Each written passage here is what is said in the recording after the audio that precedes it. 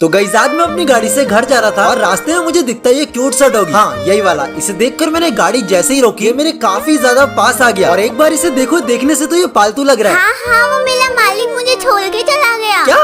अरे ये तो बोलता भी है। हाँ मैं और भी बहुत कुछ कर सकता हूँ। इसके बाद मैं जैसे यहाँ से जाने लगा, ये मेरे पीछे पीछे आ गया और मेरी गाड़ी के ऊपर खड़ा हो गया। काफी क्यूट सा डॉग था जो मुझे भी अच्छा लगा, इसलिए मैं इसे अपने घर ले गया और घर पे लाके मैंने इसे खाने को दिया क्योंकि ये काफी ज्यादा भूखा लग रहा था। और वैसे ही एक आदमी ऊपर से गोली चलाते हुए कूद गया और जब तक मैं उस आदमी के पास पहुंचा वो मर चुका था, लेकिन उसके गन से निकली हुई गोली जाकर लगी उस डॉग को, जिससे वो घायल हो गया। अब क्या मैं इसे बचा पाऊंगा? जानने के लिए इस वीडियो को एक लाइक कर दो और चैनल को भी सब्सक्राइब कर देना, वरना सेकंड पार्ट कैसे देखोगे।